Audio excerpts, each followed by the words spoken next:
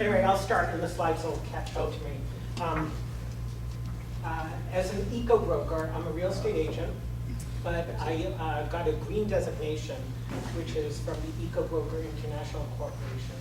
And what that involves is online training, about 40 hours worth, where we get trained in all sorts of green aspects about a home and sustainable living.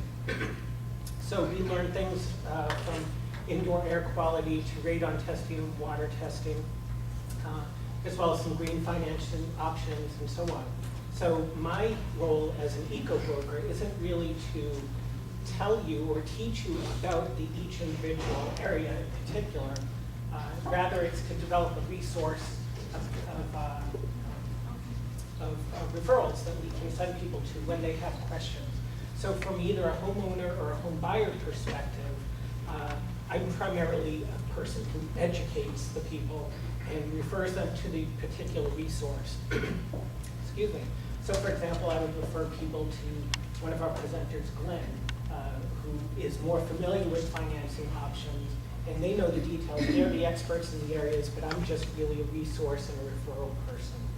So the main thing I like to teach people is, as a homeowner or a prospective buyer, how to make the home more comfortable, more sustainable, and also increase its value. So, oh good, we're back up. Tim, if you tell me when this transition is Sure. We can flip now. I think I said most of those.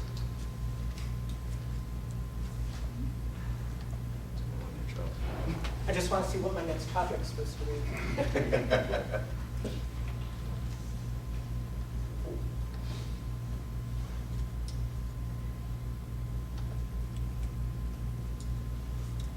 The suspense is killing me. I'll just go, I'll keep talking and we'll again let the slides catch up. So primarily, a green home involves everything from an airtight home using sustainable materials to improve or build the home from scratch, and also how to make the home more comfortable in terms of air quality, reducing drafts within the house, make it much more comfortable and healthier for people to live in.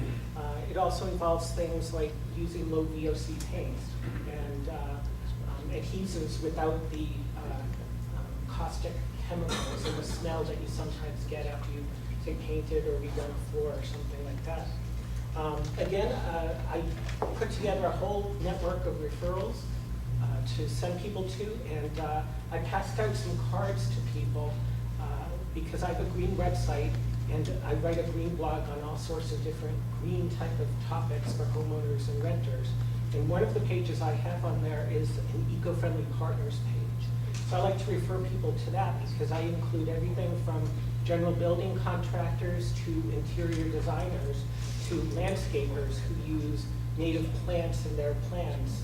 So all those aspects are green, and people don't realize that even just doing something like sealing your air ducts can be a green item. So all of these people who can help you perform these tasks, I have a referral database that I send people to. The first step in making a home green, particularly, is to get a home energy audit. And that audit can be used for everything from getting certain financing, and I'll let Glenn talk about the financing options in particular. But from from a home seller's perspective, a home energy audit is a great marketing tool to be able to use to market your home. As you have buyers come through, you can show them the audit that you performed. The buyers can visualize the changes that they might want to make in the home that they purchase, and they can then start to create a budget that includes the cost savings from those improvements, so they can usually afford a bit more home than they would otherwise because they're going to save the money on their utility bills. I have a little statistic of, in case you're selling a home, National Association of Realtors did a study, and 63% of buyers in the market are attracted to homes with green features.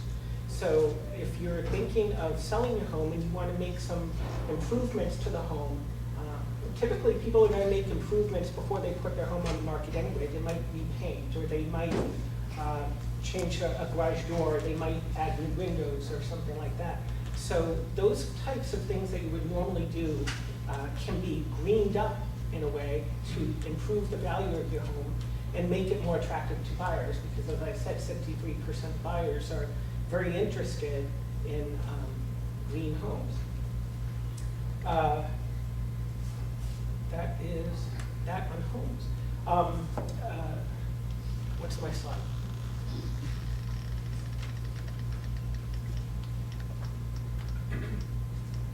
Okay, Chris is going to talk about PERS ratings. I just want to touch quickly on it. As I mentioned, a home audit is probably the first step you would want to take, whether you're buying or selling.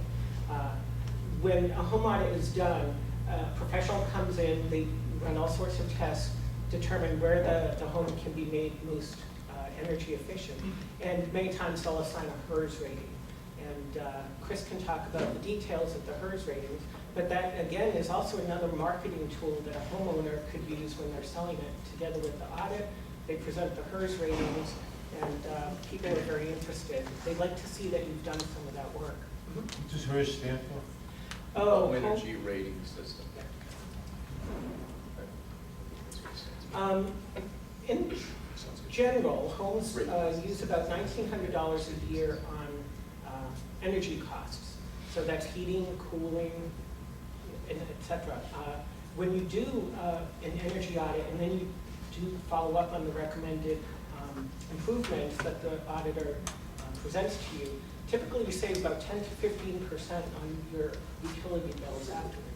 So that's the cost savings that a future homeowner could take into account when they're budgeting their mortgage payments.